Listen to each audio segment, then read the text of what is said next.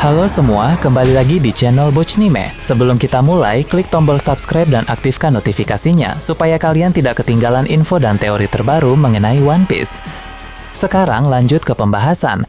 Kali ini Mimin Bochnime melanjutkan scene selanjutnya. Oh ya, sebelum biar terus bisa berinteraksi dengan kalian, subscribe di channel ini ya, dan bantu ramein video Mimin juga. Oke, yuk kita bikin One Piece makin rame lagi.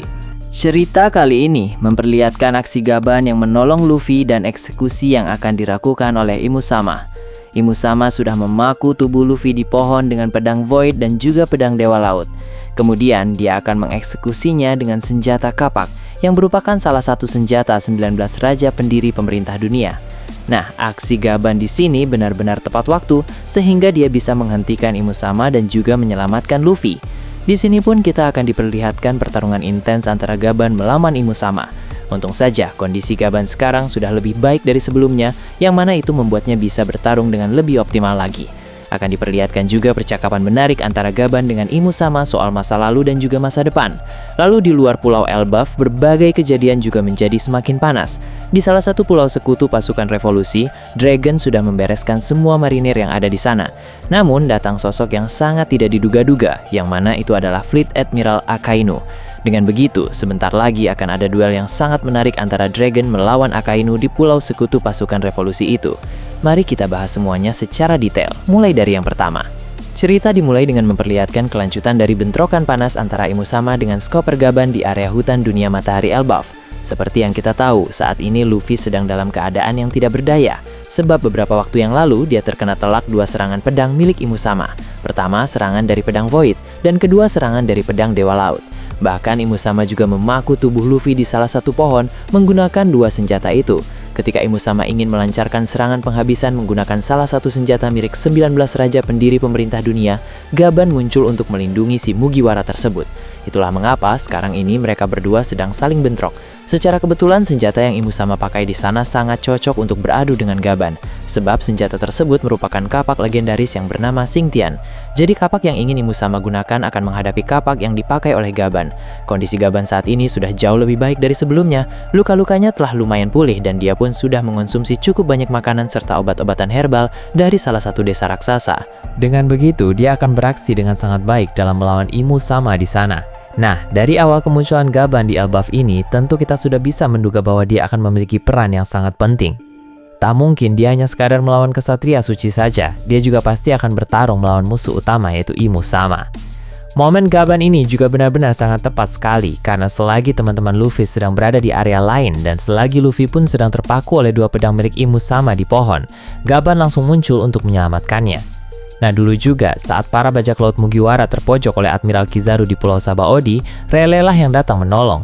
Kini ketika Luffy terpojok oleh Imusama, Gaban lah yang datang menolong. Inilah panggung yang Oda persiapkan untuk Gaban dalam pertempuran di Elbaf ini. Gaban langsung mengeluarkan Hao Shogu Haki kuat yang menghasilkan daya dorong dari kapaknya. Dengan begitu, dia dan Imusama sekarang berpindah tempat dari area sebelumnya. Walau tentu mereka masih berada di seputaran area dunia matahari Elbaf. Mengapa Gaban melakukan hal tersebut? Agar Imusama bisa sedikit menjauh dari Luffy yang sekarang sedang dalam keadaan terluka dan juga tidak berdaya. Jika mereka bertarung di dekat Luffy, Mugiwara itu bisa saja terkena dampak adu serangan mereka berdua, maka menjauh dari sana memang merupakan langkah yang tepat dari Gaban. Keduanya pun kembali saling serang dengan senjata milik mereka masing-masing, di mana Gaban bisa merasakan bahwa kapak yang digunakan oleh Imusama sekarang ini memiliki semacam aura misterius dan memancarkan sensasi yang sangat luar biasa. Di sela-sela pertarungan, Gaban bertanya kapak apa yang digunakan oleh sang musuh tersebut. Imusama sebenarnya enggan untuk menjawab. Namun, agar sekalian bisa mengintimidasi Gaban, dia berkata bahwa ini adalah senjata legendaris milik salah satu raja dari 19 pendiri pemerintah dunia. Gaban pun menjadi paham mengapa kapak tersebut terasa sangat istimewa. Sebab dari informasi yang Gaban ketahui, para raja dan ratu dalam aliansi pendiri pemerintah dunia dulu memang memiliki kekuatan-kekuatan yang sangat luar biasa. Mereka jauh melampaui raja-raja yang ada sekarang ini. Dengan begitu, tak aneh bila senjata yang dipakai oleh raja-raja tersebut pun sangat kuat dan juga spesial. Gaban lalu berkata kepada Imusama, meskipun dia bukan pemilik asli dari pedang itu, tapi dia sangat mahir dalam menggunakan senjata tersebut.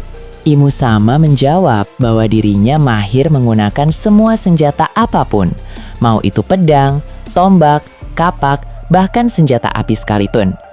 Menurut Imusama, seorang petarung yang tangguh harus bisa menggunakan senjata apapun, bahkan dengan tangan kosong sekalipun.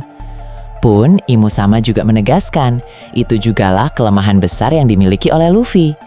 Dia terlalu nyaman menggunakan tangan kosong, sehingga keahlian bersenjatanya benar-benar sangat payah. Padahal, Joy Boy di masa lalu bisa bertarung dengan cara apapun, mau itu tangan kosong, pedang, tombak, dan berbagai senjata jenis lain. Gaban di sini cukup membela Luffy dengan berkata, itu bisa dimaklumi karena Luffy masih sangat muda. Seiring waktu dan bertambahnya usia, dia pasti bisa semahir Joy Boy di masa lalu. Gaban sudah tahu cukup banyak soal sejarah abad kekosongan. Jadi, dia tahu bahwa usia Joy Boy saat melawan Imusama dulu terbilang sudah sangat matang. Jadi, Gaban yakin bahwa jika Luffy sudah semakin dewasa dan banyak pengalaman seperti Joy Boy di masa lalu, dia pun pasti akan bisa melampaui Joy Boy. Itulah yang dipercayai oleh Gaban, bahkan oleh Shanks dan juga Rayleigh. Jadi, melihat Luffy kalah di sini tidak membuat Gaban kecewa. Dia yakin Luffy akan bangkit dan menjadi semakin kuat lagi. Setelah berbicara, Imusama lalu memukul udara dengan kapak yang dia gunakan. Ayunan tersebut menghasilkan dampak serangan kuat yang membuat Gaban terlempar meskipun dia sempat menangkis. Yes. Untung saja Gaban dalam keadaan baik-baik saja meskipun telah terhempas cukup jauh. Sang tangan kiri Raja Bajak Laut Roger itu pun kembali ke area pertarungan. Lalu, dari jarak tertentu melepaskan jurus Yasotakeru. Jurus ini menghasilkan efek rentetan bilah tajam di udara yang melesat cepat ke arah sang musuh. Meskipun efek bilah tajam yang muncul akibat serangan kapak Gaban sangat banyak, tapi Imusama tidak menangkis itu satu persatu. Ia mengayunkan kapaknya di udara dan menciptakan dampak hempasan angin yang terbilang sangat besar. Dengan begitu, efek bilah tajam dari Yasotakeru itu pun semuanya berhasil ditangkis. Efek bilah tajam tersebut ditiup angin dan menghantam pohon-pohon yang ada di sekitar sana. Tanpa beberapa pohon langsung terbelah dan seketika langsung bertumbangan. Bahkan ada juga efek bilah angin yang terhempas kembali ke arah Gaban, sehingga dia harus menangkis serangannya sendiri. Imusama lalu melempar kapaknya ke arah Gaban, yang mana kapak tersebut memancarkan petir hitam Haoshoku Haki.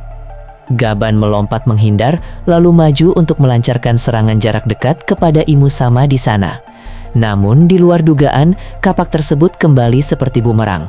Untung saja Gaban bisa merasakannya, lalu menunduk untuk menghindar. Kapak itu pun balik lagi ke genggaman tangan Imusama. Sebelum Gaban sempat melancarkan serangan jarak dekat, Imusama langsung menyerang terlebih dahulu. Gaban menghindar dan menjaga jarak karena dia tahu akan sangat berbahaya bila ceroboh adu serangan dengan Imusama. Di sini benar-benar terasa perbedaan yang sangat signifikan antara bertarung melawan kesatria suci dan bertarung melawan Imusama. Beberapa waktu yang lalu ketika Gaban mengalahkan Somers, itu benar-benar pertarungan yang sangat singkat. Gaban bahkan tidak terlalu effort dalam mengalahkan Somers di sana. Namun dalam pertarungan melawan Imusama ini, Gaban merasa sangat kesulitan. Bahkan posisinya Gaban belum bisa unggul sama sekali. Di area lain ada kelanjutan pertarungan antara Zoro melawan Somers. Seperti yang telah disebutkan sebelumnya, Somers pun dipinjamkan oleh Imusama salah satu senjata milik 19 raja pendiri pemerintah dunia. Senjata yang dipinjamkan kepadanya itu adalah pedang Gram alias pedang kemurkaan. Pedang tersebut sangat kuat dan mampu menghasilkan serangan-serangan yang berskala sangat besar. Meski begitu, Zoro tetap bertarung dengan sangat baik. Untuk saat ini, dia fokus menggunakan pedang Enma dalam bertarung menghadapi Somers. Pedang Gram yang Somers pakai di sana memiliki karakteristik yang mirip dengan Enma. Pedang tersebut bersifat ganas dan buas, sehingga bisa menghasilkan tebasan-tebasan yang sangat kuat. Hal ini tentu cocok dengan julukannya sebagai pedang kemurkaan.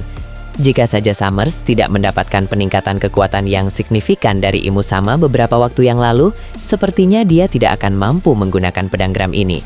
Tapi berkat peningkatan kekuatan itu, sang kesatria suci tersebut pun bisa memakai pedang Gram dengan sangat baik.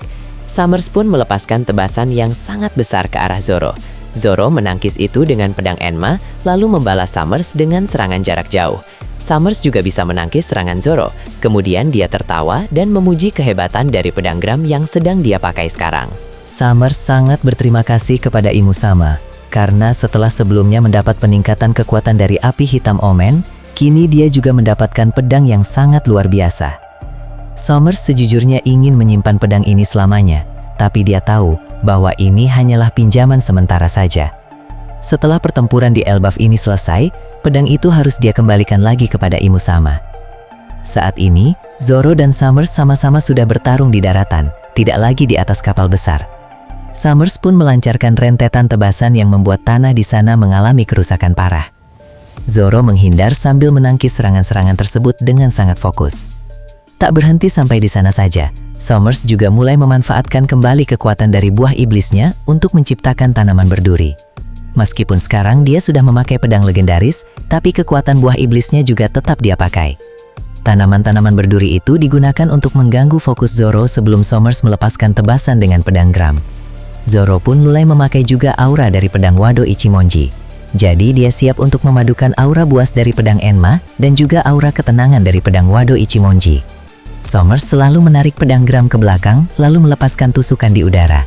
Teknik ini menghasilkan dampak yang besar yang melesat dengan cepat ke arah Zoro. Nah, bagaimana menurut kalian terkait ini? Nah, itu tadi berbagai hal menarik pada pembahasan channel Bochnime kali ini. Menurut kalian bagaimana? Silahkan tulis di kolom komentar di bawah. Oke, segitu saja untuk pembahasan kali ini. Jangan lupa like, share, dan subscribe untuk video menarik selanjutnya. Peaceful World!